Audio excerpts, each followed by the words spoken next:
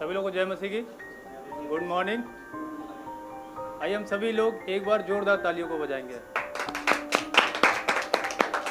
अब ये तालियां हमने किस लिए बजवाई है, कोई बता पाएगा आप लोगों में से? किस लिए बजवाई है? परमेश्वर के लिए, राइट। और ये तालियां हमने इसलिए बजवाई हैं कि हम तो यहाँ पर होते ही हैं, लेकिन हमसे पहले हमारा खुदावंद यहाँ पर मौजूद होता है।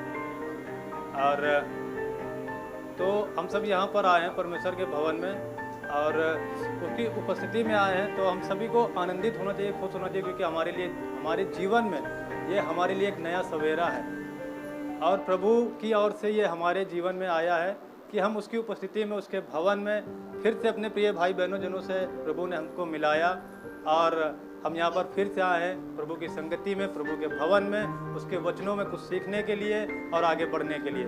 तो आइए हम सभी अपने सरों को झुकाएंगे और प्रार्थना में चलेंगे। धन्यवाद, हालेलुया। महिमा हो, तारीफ हो, जय जयकार हो यीशु राजा आपकी।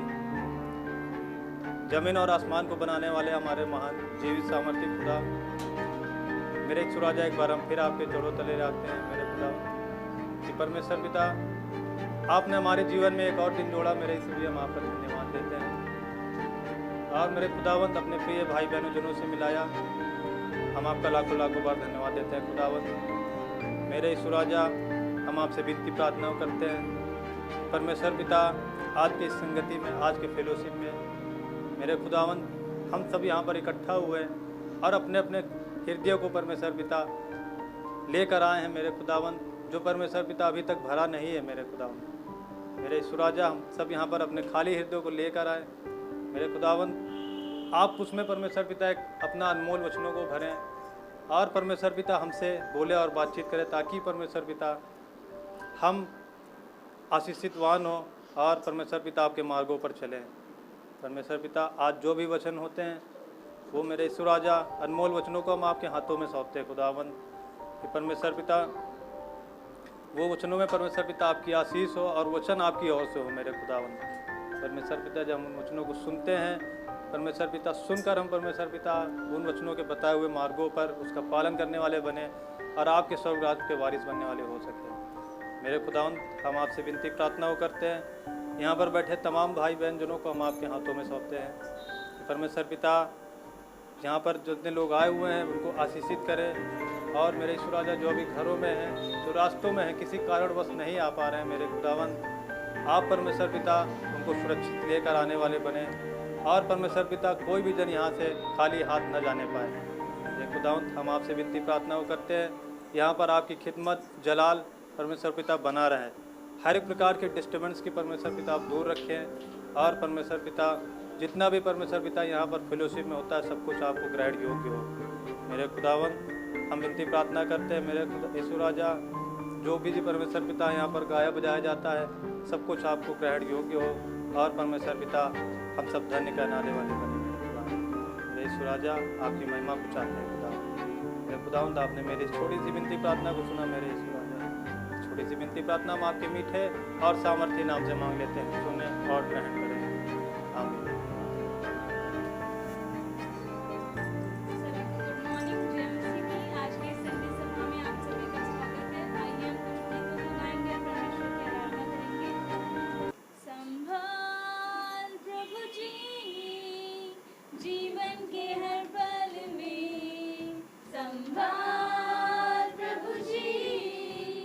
जीवन के हर पल में अब तक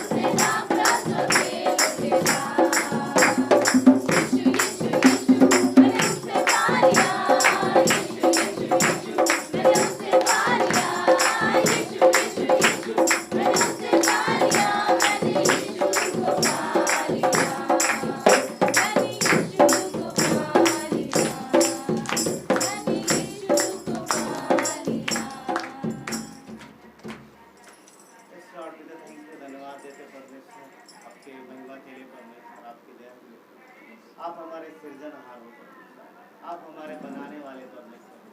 आपने हमारे शरीर को बनाया, आपने हमारे प्राण को बनाया है प्रभु, और आप हमारी सांसों को चलाते हो प्रभु। हर दिन हमें आप ये नया दिन दिखाते हो हर रोज़ प्रभु यीशु। धन्यवाद परमेश्वर, धन्यवाद देते प्रभु। आपने हमसे प्रेम किया है, अद्भुत प्रेम किया है प्रभु। आप हमसे प्रेम करते हो, इसलिए हम आपसे प्रेम करते हैं परमेश्वर। धन्यवाद देते हैं प्रभु। संसार में कोई और ऐसा नहीं है हम जिसको इतना दिल से उसे प्रेम कर सकें, या इतने दिल से उसको महिमा करें, या उससे हम इतने दिल से चाहते हैं। कोई और नहीं, सिर्फ आप होगा, सिर्फ आप। क्योंकि किसी ने कुछ नहीं किया हमें बचाने के लिए प्रभु, आपने किया। आपने जान दी और हमें अनंत जीवन दिया है। धन्यवाद प्रभु। इसलिए हम आपको प्रेम करते हैं, इसलिए हम आपकी महिमा करते हैं। धन्यवाद। Thank you. चाहे तुमको दिल से गाएंगे गीत मिलके, तेरे नाम यीशु नाम की जय। चाहे तुमको दिल से गाएंगे गीत मिलके, अपने हाथों को तेरे नाम यीशु नाम की जय। सब कुछ जिस नाम में है जिंदगी, वो नाम है यीशु मसीह। जिस नाम में है बंदगी, वो नाम है यीशु मसीह। यीशु नाम, यीशु नाम, यीशु नाम, यीशु नाम, यीशु नाम, यीशु नाम की जय। यीशु नाम, यीशु नाम, यीशु नाम, यीशु नाम, यीशु नाम, यीशु नाम की जय। यीशु नाम में मिलती है क्षमा, यीशु नाम में मिलती है शिफा, यीशु नाम में मिलती है कृपा, यीशु नाम में करना दुआ, यीशु नाम में मिलती है क्षमा, यीशु नाम में मिलती है शिफा, यीशु नाम में मिलती है कृपा, यीशु नाम में करना दुआ, यीशु नाम, यीशु नाम, यीशु नाम, यीशु नाम, यीशु नाम, यीशु नाम, यीशु नाम, यीशु नाम, यीशु नाम, यीशु नाम की जय। यीशु नाम, यीशु नाम, यीशु नाम, यीशु नाम, यीशु नाम, यीशु नाम की जय। यीशु नाम, यीशु नाम, यीशु नाम, यीशु नाम, यीशु नाम, यीशु नाम की जय।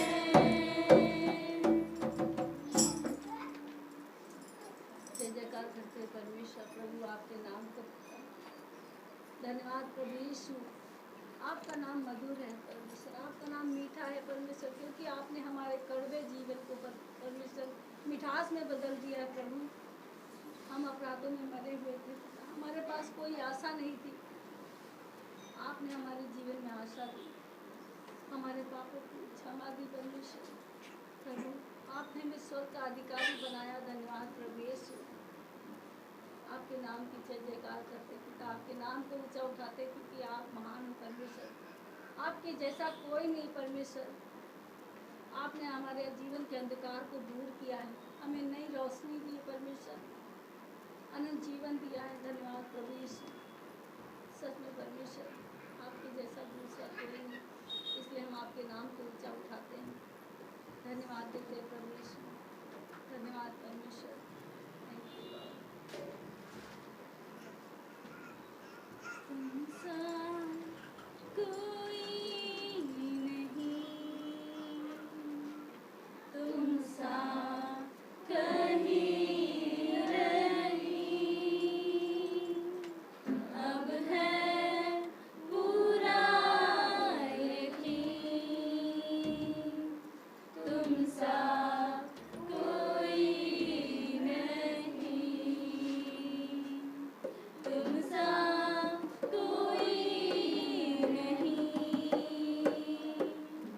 तुमसा कहीं नहीं, अब है पूरा यकीन, तुमसा कोई नहीं। अंधेरों में तू रोशनी है, तू ही मंजिल, तू रास्ता भी है, तू है जहाँ न कुछ कमी है, तेरा ही नाम जिंदगी।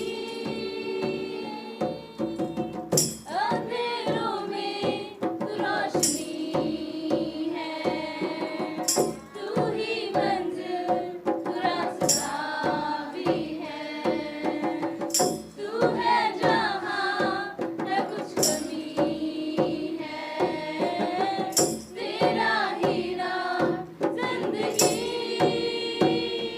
यीशु मसीह हो महिमा तेरी, गाए आसमां, गाए ये ज़मीं। यीशु मसीह हो महिमा तेरी, गाए आसमां, गाए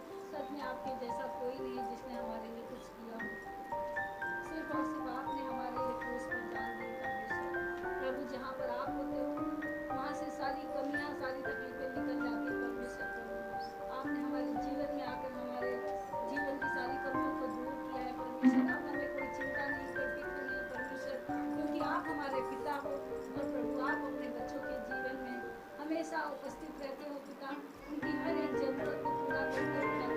परमेश्वर प्रभु आपने हम सबको पिता चारों तरफ से घेर के रखा है परमेश्वर। प्रभु आपने सुरक्षा हमारे साथ है। धन्यवाद परमेश्वर आपके उपस्थित।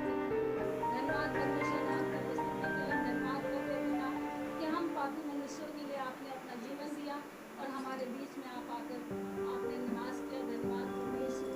प्रभु आज के दिन में जब आप यहाँ पर उपस्थित है परमेश्वर, तो प्रभु हम आपसे मांगते हैं परमेश्वर कि आज के दिन में हम सबसे बातें करना परमेश्वर, हमें मार्गदर्शन देना परमेश्वर।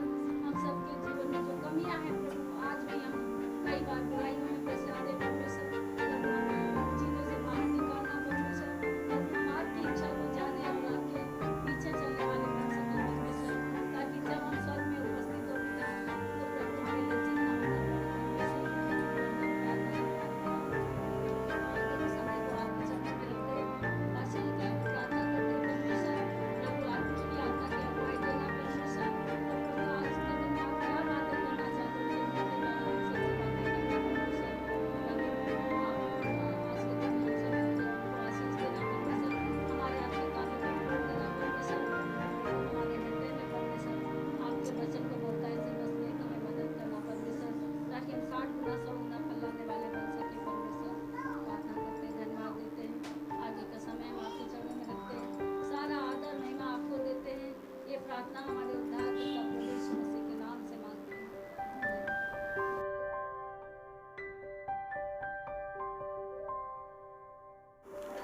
सबका स्वागत है परमेश्वर के इस भवन में और आज के संदेश में। परमेश्वर विश्वास योग्य और धर्मी है, वो विश्वास योग्य और धर्मी है। और लिखा है कि अगर हम विश्वास योग्य ना भी रहे तो भी परमेश्वर विश्वास योग्य, तो भी वो विश्वास योग्य। क्योंकि आज अगर हम सब प्रभु के देह में हैं तो अपने धार्मिकता की वजह से नहीं, किसकी धार्मिकता की वजह से? परमेश्वर की वजह से, मसीह की वजह से। क्योंकि कोई भी व्यक्ति परमेश्वर के सामने खड़ा नहीं हो सकता अपने कर्मों को लेकर के, अपने स्वयं की धार्मिकता को लेकर के। तो आइए आज का वचन देखेंगे। अच्छा समय रहेगा, अच्छा टॉपिक है और बहुत अच्छा संदेश भी है, इसलिए अपने आप ध्यान को बना के रखिए। और वचन है यिर्मयाह का 21 का 8 और मत्ती का 7 अध्याय 13 से 14।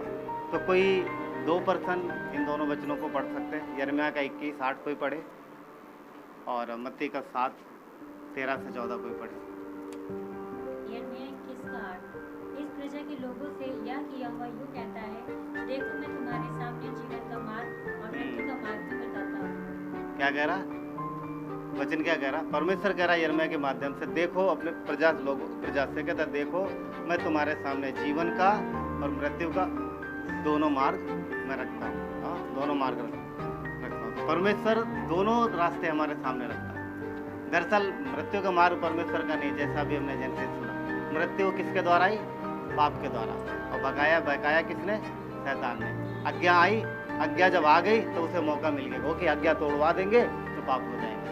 अगर आज्ञा नहीं आती तो फिर उसके पास अवसर नहीं था, तभी उसने कहा पाप ने अवसर पाया ना आज्ञा की वजह से।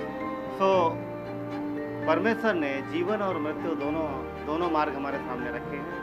और मत्ती 7 का देखते हैं। फाटक से प्रवेश करो, क्योंकि चौड़ा है वह फाटक और सरल है वह मार्ग जो विनाश को पहुंचाता है, और बहुत से हैं जो उससे प्रवेश करते हैं। क्योंकि संकेत है वह फाटक और कठिन है वह मार्ग जो जीवन को पहुंचाता है, और थोड़े हैं जो उसे पाते हैं। ओके, प्रार्थना करते हैं। प्रभु धन्यवाद देते हैं, इस समय को आपके हाथों में सौंपते हैं। आपकी महिमा हो परमेश्वर। प्रभु आपने हमारे लिए रास्ता बता दिया है, आपने बुरा मार्ग भी बता दिया है और जीवन का मार्ग भी बता दिया, मृत्यु का मार्ग और जीवन का मार्ग। अगर हमें नहीं पता होता तो हम कंफ्यूज हो जाते, हम शायद नहीं जान पाते, पर धन्यवाद कि आपने प्रकट कर दिया। प्रभु आगे के समय को आपके हाथों में सौंपते हैं। आप अगुवाई करो हम सबकी। यहाँ पर जितने लोग हैं परमेश्वर वो आपके हैं पिता। प्रभु हर एक के जीवन में तकलीफ है, परेशानी है, संकट है, कई सारी दिक्कतें हैं प्रभु। किसी को रिश्तों में तकलीफ है, किसी को फाइनेंस की तकलीफ है, किसी को बच्चों की तकलीफ है प्रभु, किसी को घर की तकलीफ है, बहुत सारी तकलीफ है। परंतु हर समस्या का हल एक ही है, वो है मसीह यीशु। और लोग आपके पास आए, आपने बुलाया है, ये खुद से भी नहीं आया परमेश्वर, ये आपने इन्हें बुलाया। ये बेशक जाने न जाने, यहाँ पर जितने लोग हैं उनको किसी न किसी ने बुलाया है, किसी न किसी माध्यम से आए हैं। परंतु सत्यता ये है कि मनुष्य नहीं, आपने उन्हें बुलाया, आपने उन्हें अपने देह में लगाया है। धन्यवाद देते परमेश्वर। हम आप पे उम्मीद रखते, आप पर आशा लगाते, और हम जानते हैं कि आप पर लगाई हुई आशा कभी भी टूटती नहीं, क्योंकि आपके पास प्रभु लिमिटेड क्षमता नहीं है परमेश्वर। सर्वशक्तिमान परमेश्वर, सब कुछ बनाने वाला परमेश्वर, सारी चीज़ें आपके पास है, सारा अधिकार आपके पास है। धन्यवाद देते प्रभु। हमारी आशा आपसे है परमेश्वर, और हमारी आशा पूरी होगी। पूरा वचन कहता है कि अंत में तुम्हारी आशा वो पूरी करेगी। प्रभु हम आपकी ओर देखते हैं, धन्यवाद देते हैं। सारा आदर गौरव महिमा आपको देते हैं। प्रार्थना मसीह यीशु के नाम से मांगते हैं, आमीन। आप सब बैठ सकते हैं।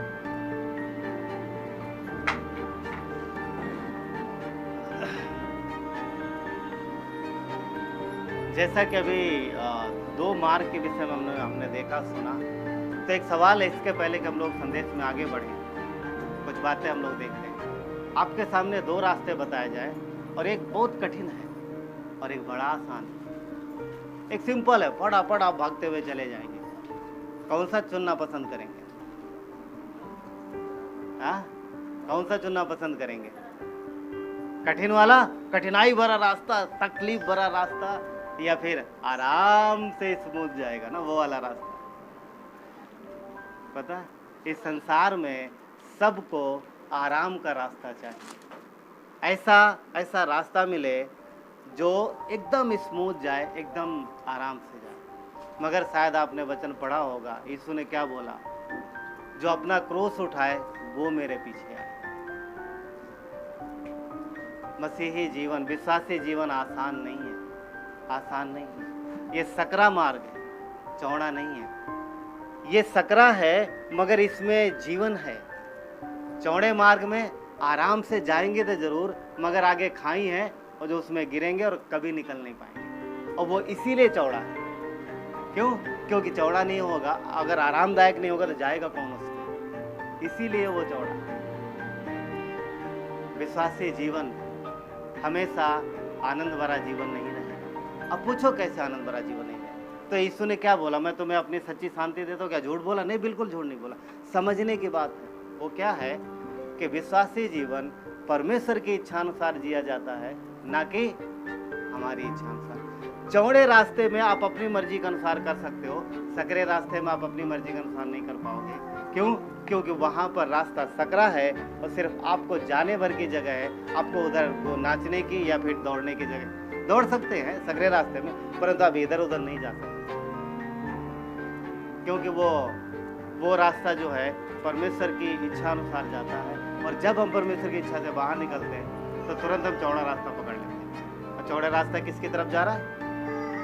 मृत्यु की तरफ, शैतान की तरफ। कितने लोग हैं इस दुनिया में जो चाहते, मसीहत में भी कितने लोग हैं जो चाहते हैं, हाँ वहाँ प्रार्थना करेंगे, प्रेज करेंगे, प्रभु सब अच्छा हो, जरा सा भी कोई तकलीफ ना हो।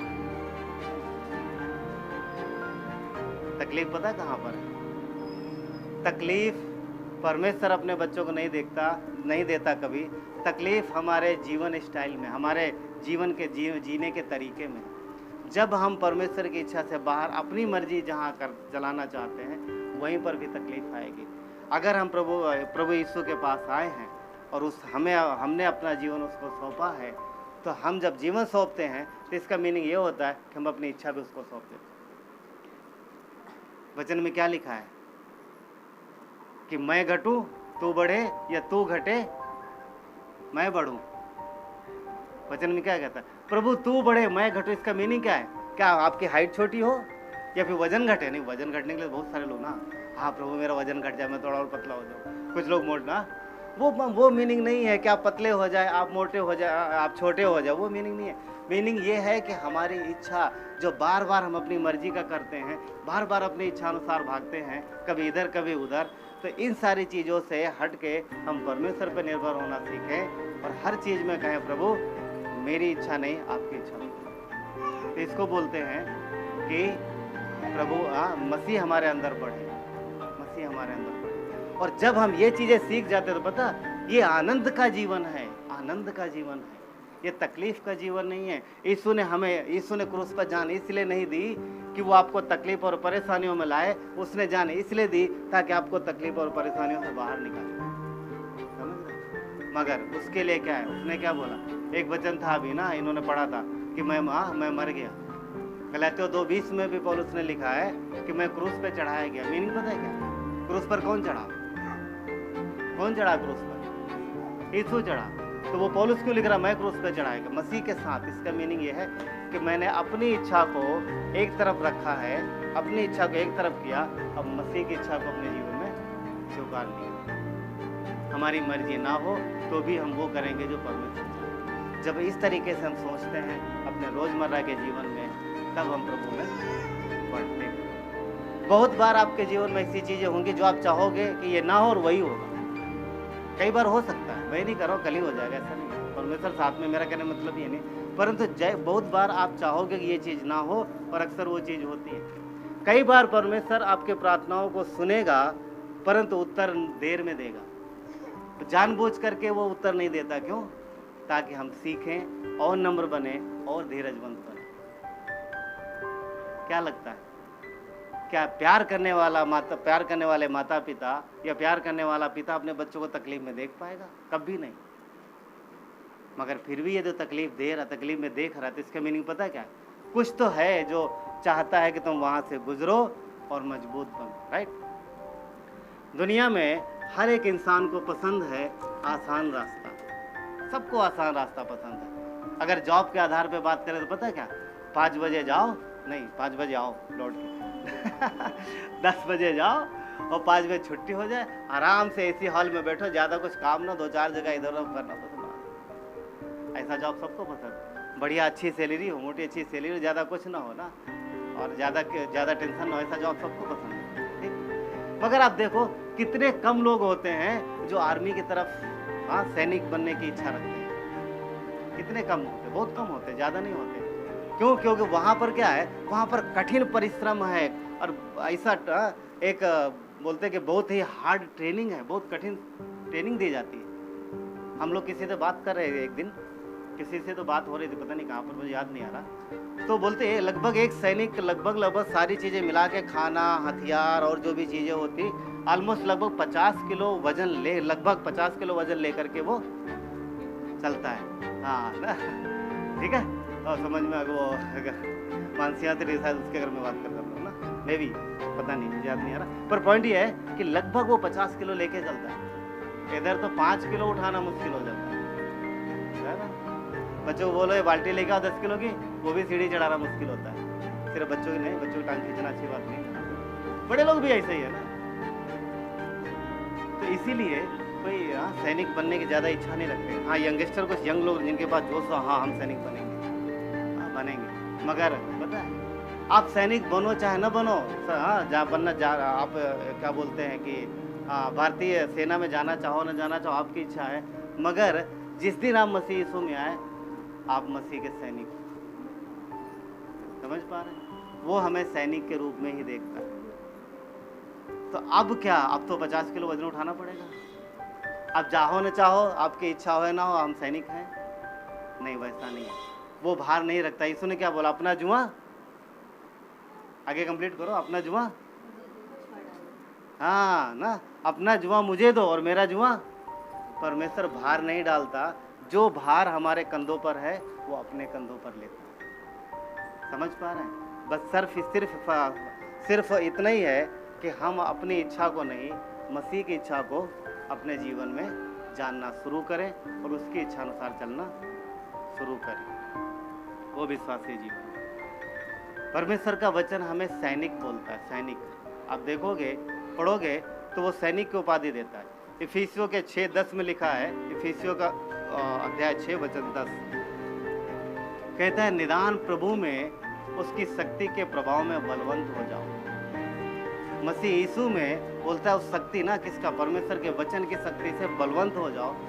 देखो, थोड़ी देर पहले मैंने बात किया था कि जब परमेश्वर का पुत्र इस धरती पर आएगा तो हमारे अंदर क्या ढूंढेगा?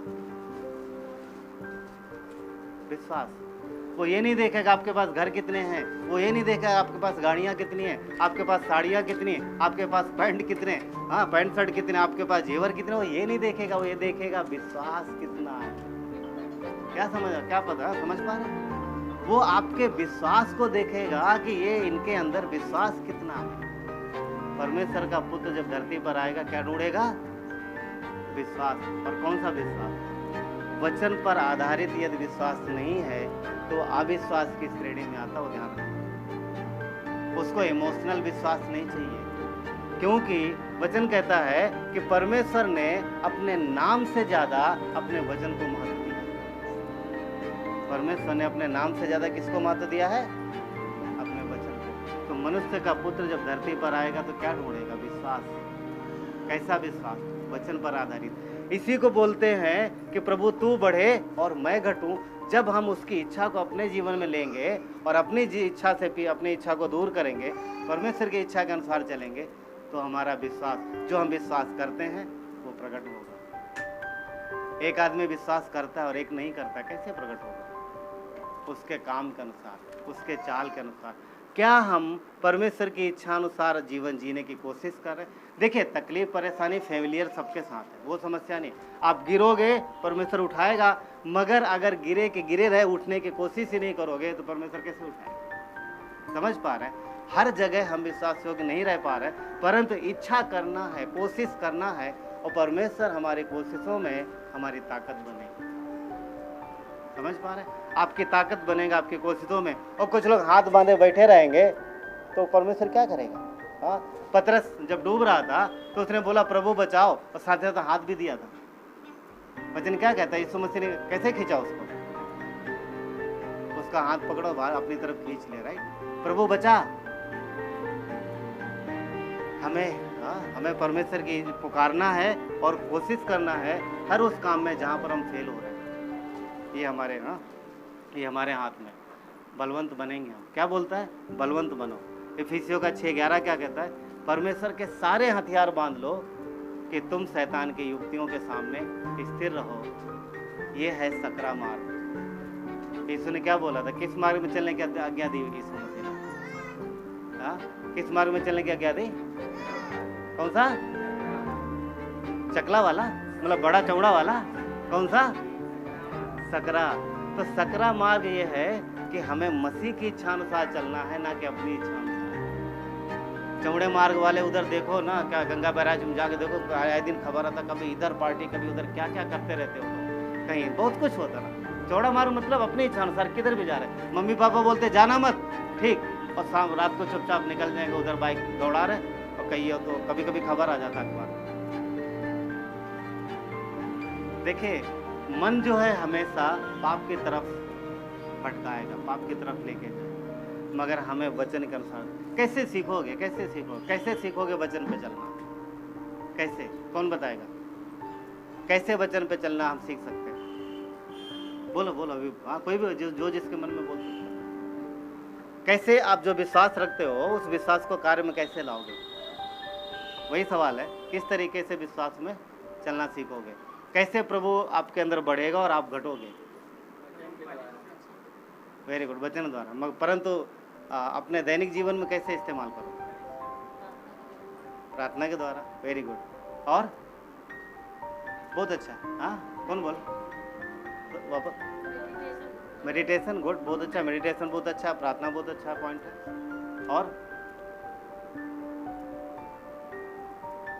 बहुत अच्छा, अप्लाई करके, राइट ना?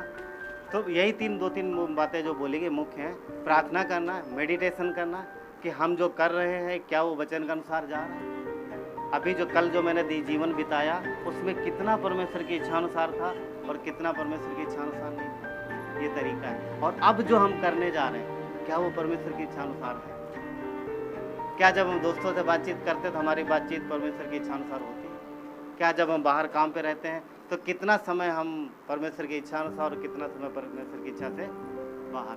तो जैसा कि उन्होंने बोला, मेडिटेशन, प्रार्थना और अप्लाई करना, तीन मुख्य बातें हैं। हम मेडिटेशन करते हैं, सोचते हैं, हम प्रार्थना करते हैं, प्रभु मुझे सामर्थ्य दे, और अप्लाई करते हैं कि आज ये चीज़ें गलत करते आ रहे हैं। क्योंकि वचन देखिए कैसे पता चले कौन सी चीज़ कौन सी गलत है। जेनेसिस ने आदम और हव्वा का उदाहरण लिया, क्या गलत था उसमें? आज्ञा थी, ये फल। अब वो खाने जा रहा था, क्लियर है गलत है ना?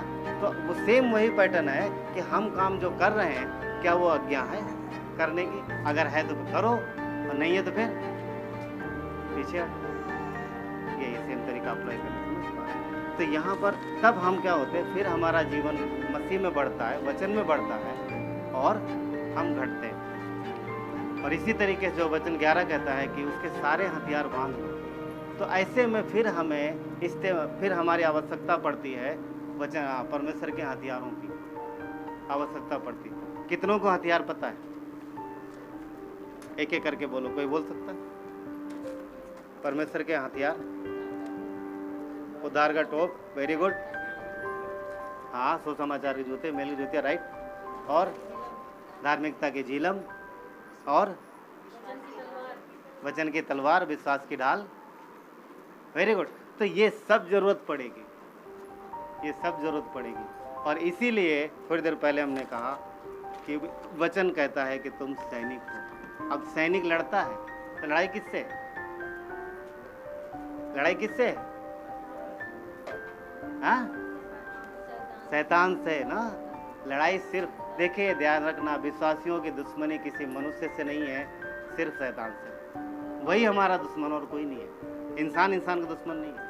हाँ, हमारा कोई दुश्मन, सिर्फ वही एक दुश्मन है। तो हम सोल्जर हैं, हम सैनिक हैं। सारे हथियार बांधो और विश्वास से चलो और अपने जीवन को परखो।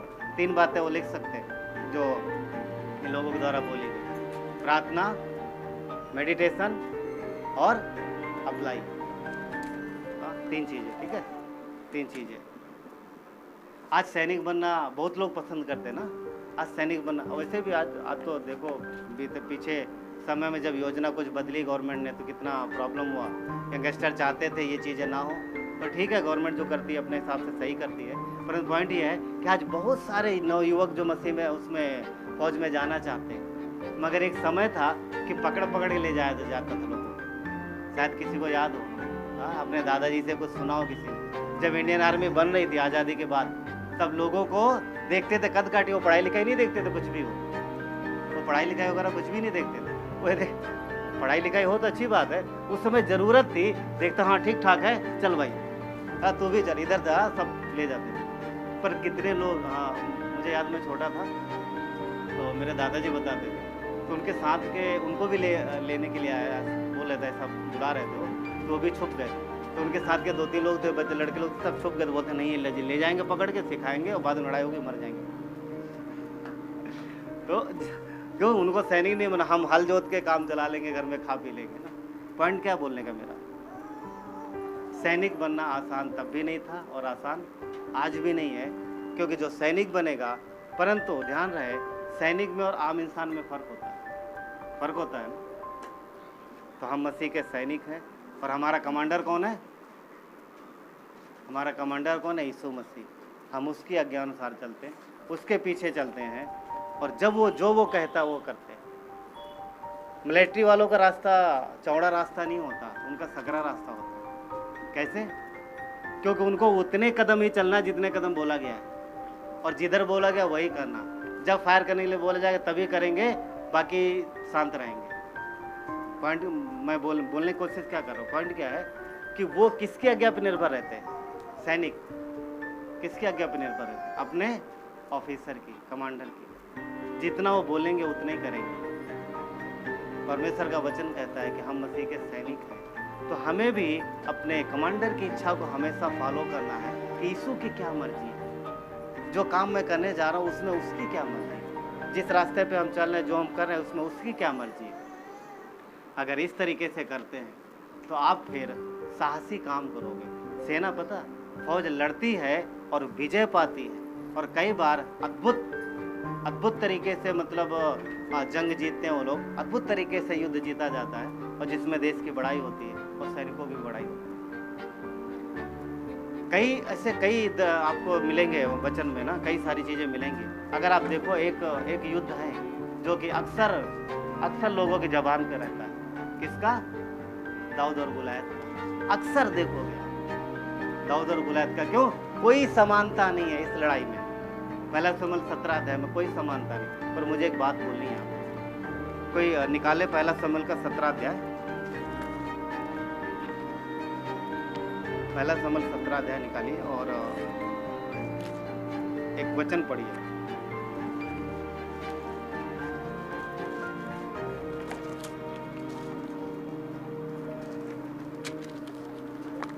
पहला शमूएल 17 अध्याय, पेज नंबर, पुराने नियम में पेज नंबर 350, अगर 350 और उसके आसपास रहेगा, ठीक।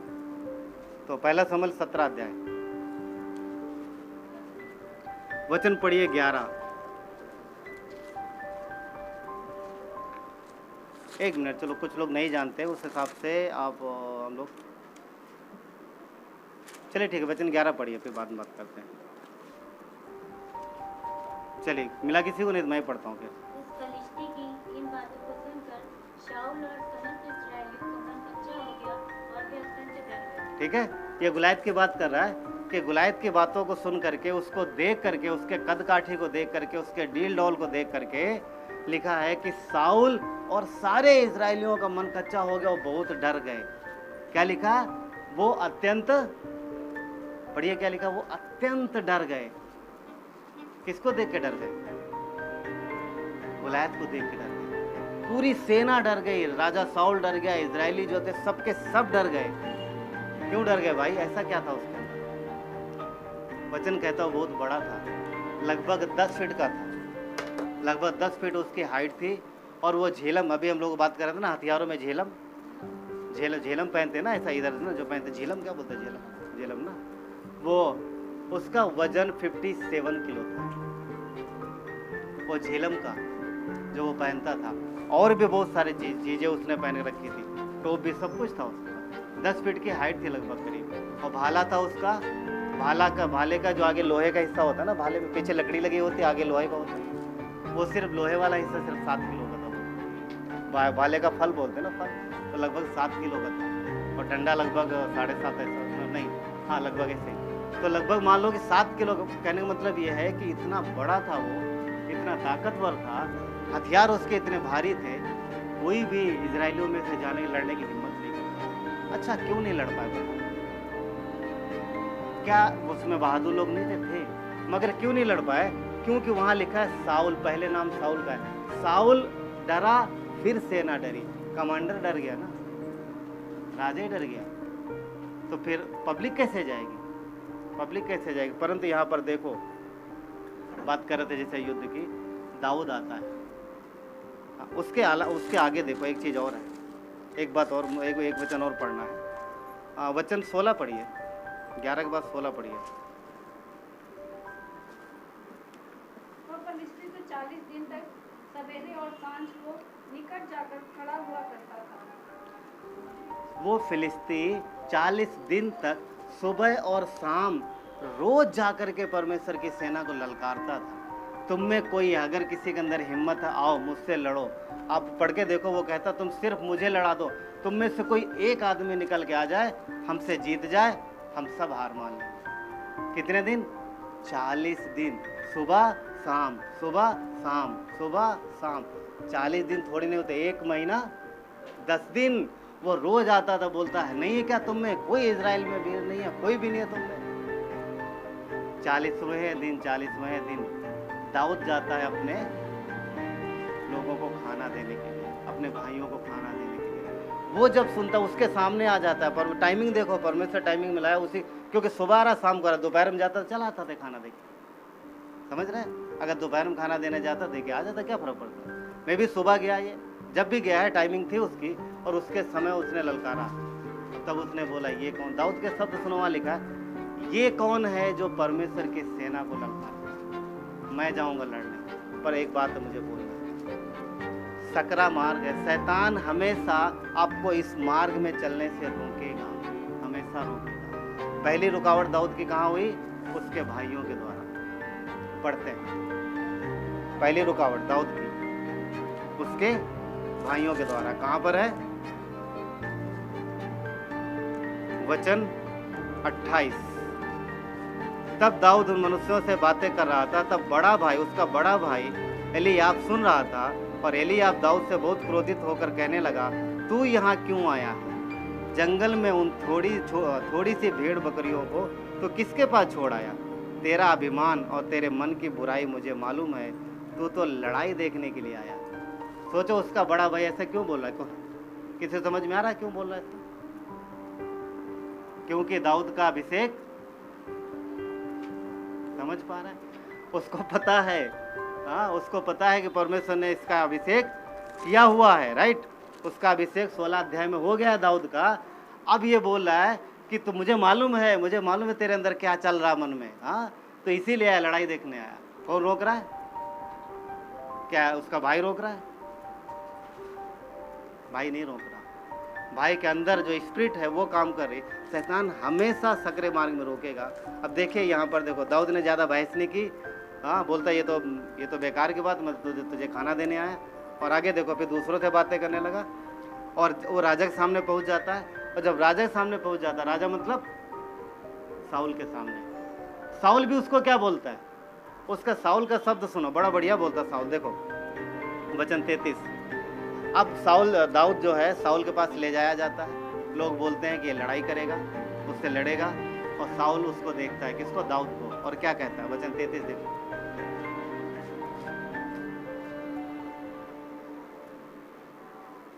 हाँ, साउल ने दाऊद से कहा, तू जाकर उस फलिस्ती के विरुद्ध युद्ध नहीं कर सकता, क्योंकि तू तो लड़का ही है और वह लड़कपन ही से योद्धा है। हाँ, साउल क्या बोलता है? तू उससे लड़ ही नहीं सकता, तू नहीं लड़ सकता। अरे तुम कर ही नहीं सकते, तुमसे हो ही नहीं सकता। कैसे शब्द समझ में आ रहे? कैसे शब्द हैं ये? क्या बोलता, तू लड़ ही नहीं सकता। क्या ऐसे शब्द रोज हमको सुनने नहीं मिलते आसपास? कभी स्कूल में, कभी दोस्तों के साथ, कभी किधर भी। तुम कर ही नहीं सकते, तुमसे हो ही नहीं सकता। होता है? समझ पा रहे? साउल क्या बोलता है, तू लड़ ही नहीं सकता, तू तो तेरे अंदर क्षमता ही नहीं, तू तो लड़का है, तू तो अभी इतना बड़ा छोटा सा है, तू बच्चा है, तो लड़का है, और वो बचपन से ही योद्धा है, तेरा उसका क्या मुकाबला? यहाँ पर भी शैतान की रुकावट बाधा है। कहने का मतलब क्या है?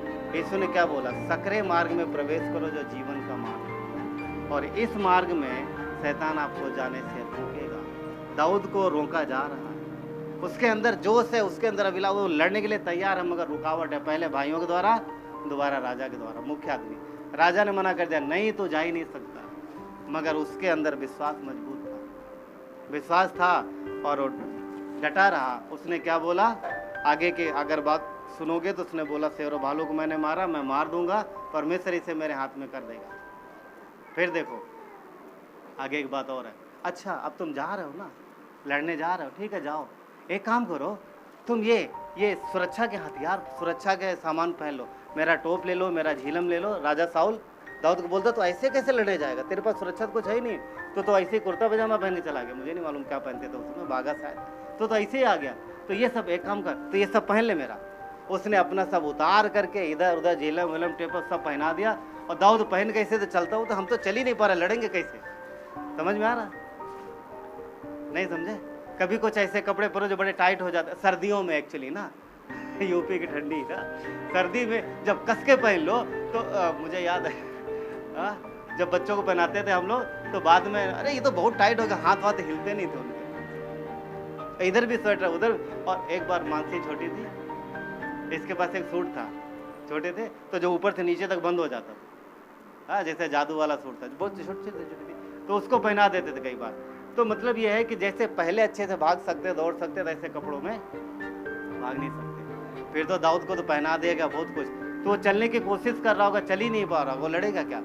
तो उसने क्या बोला, मैं तो इसमें चल ही नहीं पा रहा, एक काम करो, ये तुम पकड़ो सब अपने, सुरक्षा और अच्छा, मुझे कुछ नहीं चाहिए, मैं ऐसे जा। पॉइंट क्या था बात का, सुनो बोलना क्या है, बोलने की मतलब क्या है यहाँ पर पता है क्या है? तुम जा रहे हो सकरे मार्ग में, तुम जा रहे हो प्रभु काम, एक काम करो, ये ले लो ना, ये भी ले लो ना, संसार के तरीके, ये तौर तरीके ये ले लो ना। अरे वचन कैसे, कलीसिया में जाते हो और कुछ करते हो नहीं करते हो, थोड़ा कर्म करने पड़ेंगे, थोड़ा सा ये करना पड़ेगा, थोड़ा तुमको भी तो कुछ करना पड़ेगा, बहुत कुछ, बहुत सारी बातें। समझ पा रहे क्या? वो लड़ाई के लिए जा रहा, ये भी ले लो, वो भी ले लो, ये सब ले लो, ये सुरक्षा देते हैं, ये टोप, ये झीलम, ये सब सुरक्षा देता, उससे बचाएगा तेरे उसकी तलवार से। दाऊद क्या बोलता है, परमेश्वर मेरा रक्षक, ये सब तू रख ले, मुझे नहीं चाहिए। जब हम परमेश्वर की इच्छा अनुसार सकरे मार्ग में जा रहे हैं, तो सुरक्षा परमेश्वर की, ना कि संसार की। संसार की सुरक्षा, संसार की बातें, संसार की चीजें हमें सुरक्षा और हमें नहीं दे सकती, ना वो हमारी मदद कर सकती। दाऊद ने क्या लिया, जो जिसकी उसे प्रैक्टिस थी, किस चीज की? लाठी और क्या था उसके पास? गोफन, उसी की प्रैक्टिस। बोला काफी है इतना मेरे लिए। पॉइंट क्या है? जो आपके पास है, जो चीजें आपके पास है, वही एनफ है शैतान से लड़ने के लिए, यदि वो परमेश्वर की इच्छा अनुसार चलाई जाती है तो। आप समझ पा रहे हैं? दाऊद ने दिखने वाले सुरक्षा कवच नहीं पहना, उसने ना दिखने वाला सुरक्षा कवच जो गलातियों में है, जो हमने पर देखा, वो पहना था। साउल के पास कौन था? लोहे का कवच था, पर दाऊद के पास वचन का कवच था, जो परमेश्वर की सुरक्षा कवच था। और आगे हम सब आप जानते हैं ना, आगे हम जानते हैं कि वो उसने गुलायत को मार दिया और उसी की तलवार से उसका सर काटा और लेके आया। तब फिर पूरे इजराइल में क्या, कौन सा गाना गाया गया था? कौन सा? साउल ने हजारों को मारा, दाऊद ने नहीं। वो तो पहली लड़ाई थी उसकी, एक ही आदमी को मारा उसने, दाऊद ने। सिर्फ लाखों कैसे? क्योंकि वो 1 लाखों के बराबर था, क्योंकि 40 दिन से वो पूरी सेना उससे डरी हुई थी। किससे मारा? एक पत्थर, गोफन में एक पत्थर मारा और सीधे जाकर के उसके सर में घुसा। एक बार एक टीचर में पढ़ा रहे थे वहाँ पर मुंबई में, पीटरबर्ग का नाम है, तो बोल रहे थे कि सबको लगता है कि उसने पत्थर घुमा के मारा, यहाँ लगा। बोलते हैं कि यहाँ नहीं लगा पत्थर, उसने यहाँ पर हेलमेट पहना हुआ था, उसने गुलायत ने इधर हेलमेट पहना हुआ था, तो तो ऊपर यहाँ सामने से नहीं टकराया, ऊपर खुला था ऊपर। अब समझ पा रहे हैं? ऐसे आज का हेलमेट नहीं होता, ऐसे होता चारों तरफ, तो ऊपर खुला था। टोप राइट, हेलमेट बोलो टोप ना। और जैसे हेलमेट होता पूरा कवर ऐसा नहीं होता, ऐसे रखे हुआ था, ऊपर खुला था, तो सामने से मारेगा तो यहाँ टकराएगा, नीचे गिरेगा पत्थर। तो दाऊद ने मारा सामने ही, पर बोलते पत्थर को परमेश्वर ने बीच में पकड़ा और ले गया और ऊपर से गिराया इधर। तो बता रहे फिलिस्तीन के खुदाई, फिलिस्तीन एरिया में कुछ खुदाई हुई है, तो एक इतना बड़ा एक खोपड़ी मिली, बड़ी खोपड़ी मिली, काफ़ी बड़ी, और बीच में होल है। तो बोलते माना जा रहा शायद ये गुलायत की हो, मतलब क्लियर तौर पे नहीं, पर बड़ी खोपड़ी मिली है और उसमें होल है ऊपर। खैर वो किसकी खोपड़ी पता नहीं, परंतु बोलते हैं कि ये यहाँ पर नहीं टकराया, ऊपर यहाँ पर। क्यों? इधर हेलमेट पहने हुआ था उसने, वो टोप पहने हुआ था उसने, हेलमेट बोलो आज के भाषा में राइट, तो टोप पहने हुआ था जो। तो परमेश्वर ने उसे गुलात, दाऊद ने तो सीधे मारा, परमेश्वर ने बीच में पकड़ा होगा, पत्थर कोई उठा करके ऊपर से डाला और इधर घुस गया था। दूसरे पत्थर की जरूरत नहीं, बंदा वो ये सकरा मार्ग है। क्या दाऊद को लोग नहीं डरा रहे थे? खुद भी डरे हुए तो उसको भी डरा रहे थे, पर वो डरा नहीं, चला सकरे मार्ग। सकरे मार्ग में चलना आसान नहीं है, इसके लिए निर्णय लेना पड़ता है, कठिन निर्णय लेना पड़ता है। पास्टर काल जो मिनिस्ट्री कर रहे थे, तो एक स्त्री विश्वास में आई, एक स्त्री विश्वास में, बुजुर्ग महिला थी, विश्वास में आई, और बांद्रा में उनका घर था, बांद्रा में उनका घर था, और उन्होंने प्रभु पे विश्वास किया। एक्चुअली वो शायद विश्वास पहले ही करते थे, परंतु पास्टर काल की संगति में वो वचन को और गहराई से जाने सीखे, और फिर उन्होंने सकरे मार्ग में चलने का निर्णय लिया। और उस समय ग्रेटर ग्रेस की सेवकाई बस थोड़ा सा बढ़ रही थी, धीरे धीरे, ज़्यादा कुछ नहीं था हिंदुस्तान में। फिर उन्होंने निर्णय लिया कि उनका जो फ्लैट है बांद्रा में, वो परमेश्वर को देंगे। हालांकि उनके पास बच्चे थे, उनके पास बच्चे थे, तो उन्होंने अपने बच्चों को देने के बजाय उन्होंने बोला कि हम अपने पिता को देंगे, अपने स्वर्गीय पिता को देंगे, ताकि हमारे स्वर्गीय पिता के बच्चे इस फ्लैट के द्वारा, इसके द्वारा उनको जीवन मिले और उसकी उनकी महिमा। और उन्होंने ये निर्णय लिया। उनके बच्चे थे शायद अच्छे वो भी अच्छे जॉब पे थे, अच्छे से कर रहे थे, सारी पढ़ाई वगैरह जो भी चीज़ें वो सब कर रहे थे, परंतु उन्होंने निर्णय लिया कि वो फ्लैट किसको देंगे? परमेश्वर को देंगे। लाखों का था वो। बांद्रा बहुत, अगर आप जानते हैं मुंबई के विषय में, तो बांद्रा जो है बहुत ही बहुत ही पॉश एरिया, वो है बहुत ही कॉस्टली चीज़ है वहाँ पर। तो उन्होंने अपना फ्लैट जो है प्रभु को दिया, और उस जगह उनकी महिमा हुई। बाद में फिर उसी फ्लैट से, आज जो ऑफिस है मुंबई में, उसी फ्लैट से पास्टर काल ने बाहर दूसरा खरीदा। आज भी वहाँ पर भी हम, वहाँ पर ऑफिस है, बहुत सारी चीज़ें होती हैं, पर पॉइंट क्या था? क्या वो प्रॉपर्टी उनके बच्चों के काम नहीं आ सकती थी? आ सकती थी, मगर उन्होंने किसको देना उचित समझा? परमेश्वर को देना उचित समझा, और उन्होंने वो प्रॉपर्टी पास्टर को दी, और उन्होंने बेच करके फ्लैट खरीदा, कलीसिया के नाम खरीदा, और आज भी ऑफिस है वहाँ पर, और आज भी वहाँ पर हम लोग कभी कभी जाते हैं। समझ पा रहे? मगर अब देखो, जो उन्होंने ये निर्णय लिया, क्या आसान था? ये सकरा मार्ग है। उनको पता चल गया, उनको पता चल गया, उन्होंने, उनके हृदय में आया, परमेश्वर ने बात की, उन्होंने दे दिया। तो अब क्या जो बच्चे उनके हैं पर्सनली, आप समझ पा रहे हैं, जो उस स्त्री के बच्चे थे, क्या उनको परमेश्वर कंगाल रखेगा? बिल्कुल नहीं। परमेश्वर ने इस निर्णय के बाद उस महिला के बच्चों को बहुत ब्लेस किया, बहुत आशीष दिया, शायद इतना वो सोच नहीं सकती थी। और उसके दिए गए उस फ्लैट के द्वारा आज भी बहुत सारे लोग आशीषित होते हैं। तो ये सकरा मार्ग, आप समझ पा रहे हैं, सकरा मार्ग है, जो कि कई बार चुनने में बड़ी दिक्कत और कठिनाई होती है। तो सकरे मार्ग का चुनाव करो।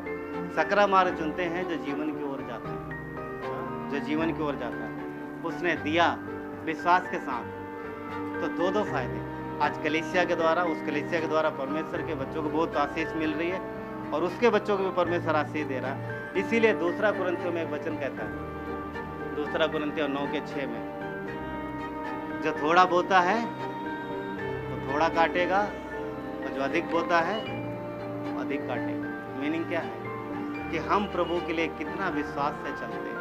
ये सकरे मार्ग का जीवन, ये सकरे मार्ग में चलना है। सकरा मार्ग आसान नहीं है, उसको चुनने के लिए हमें हाँ, विश्वास की ज़रूरत है। आपको पता है लूका 18 में, लूका 19 में जक्कई, सबको मालूम है जक्कई ने सकरा मार्ग चुना। यीशु मसीह ने उसे गूलर के पेट से क्या बोला था? जक्कई नीचे आ, मुझे तेरे घर में आज रहना है। यीशु उसके घर में जाता है। जक्कई इतना आनंदित हुआ, इतना उत्साहित हुआ यीशु को अपने घर में देख करके, यहाँ एकदम वचन से भर गया। उसने एक निर्णय लिया, पता है क्या लिया? प्रभु, जिसका मैंने हेरा फेरी करके लिया है, वो बोलता मैं अपनी आधी संपत्ति किसको दे दूंगा? कंगालों को दे दूंगा। और जिसका मैंने अन्याय से लिया है उसको मैं कितना दूंगा? दुगुना दुगुना फेर दूंगा।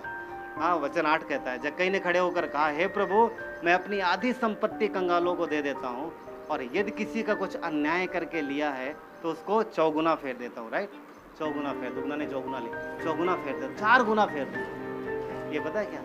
ये सकरा मार्ग, ये सकरा मार्ग हमें जीवन की ओर ले जाता है। वो निर्णय लेने में मदद करता है कि हम प्रभु के साथ निर्णय लेते हैं। यूहन्ना 4 की स्त्री याद है?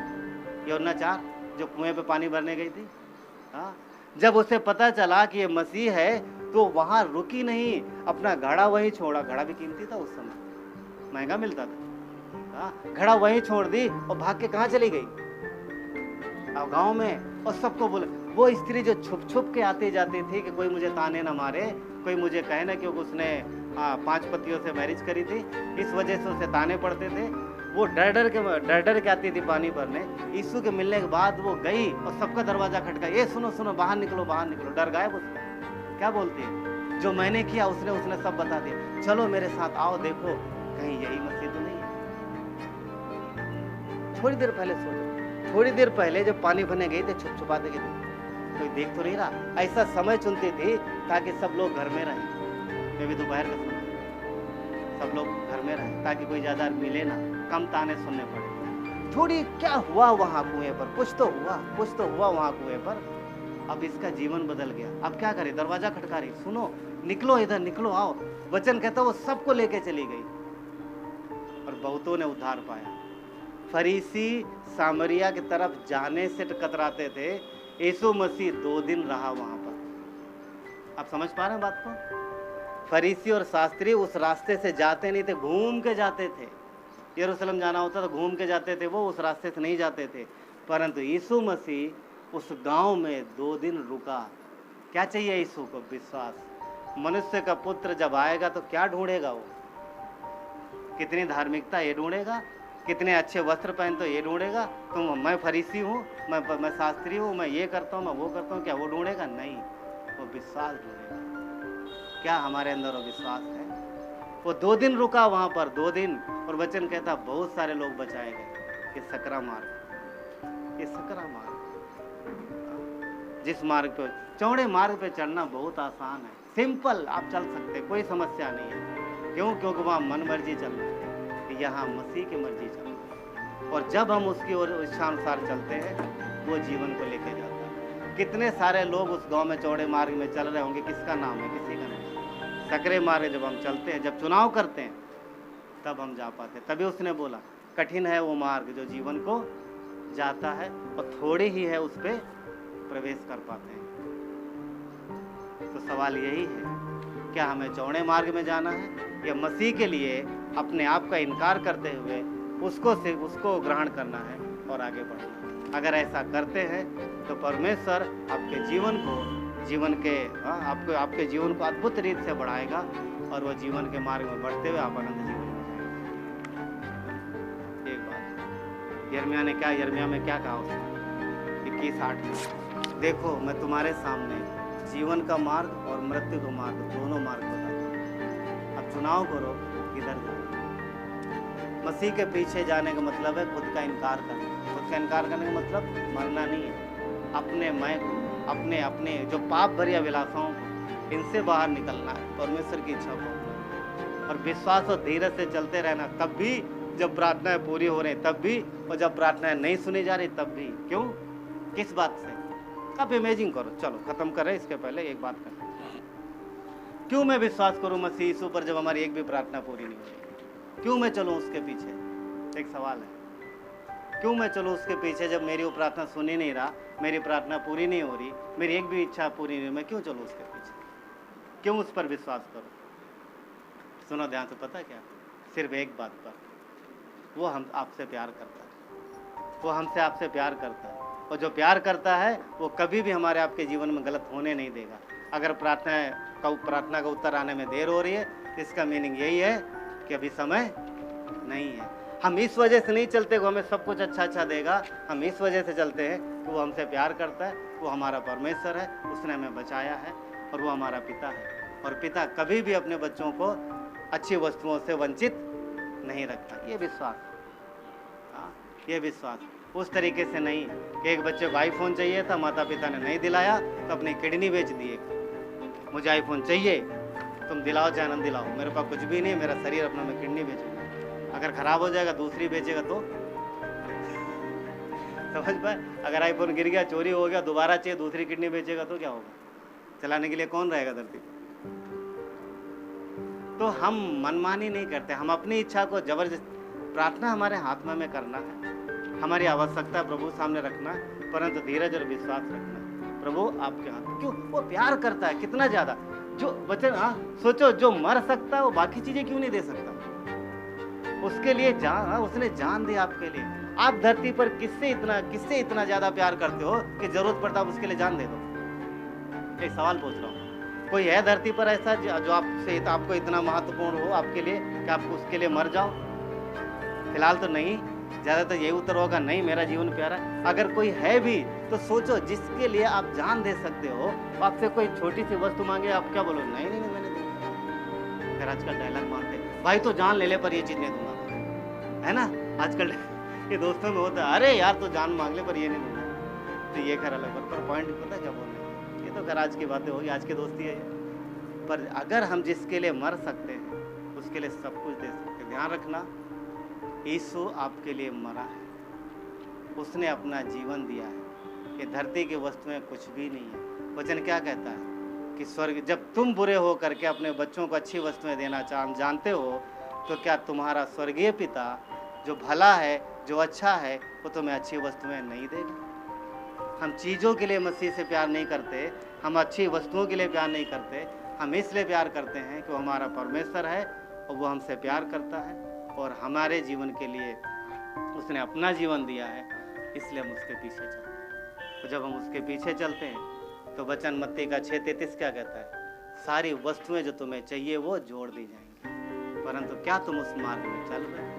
पहले तुम उसके राजो धर्म की खोज। ये सकरा मार्ग, इसलिए यीशु ने किस मार्ग में बुलाया? सकरे मार्ग में जो जीवन की ओर जाता है। आइए प्रार्थना। जीवित पिता परमेश्वर, धन्यवाद देते हैं आपके प्रेम और दया के लिए परमेश्वर, आपकी महिमा हो प्रभु।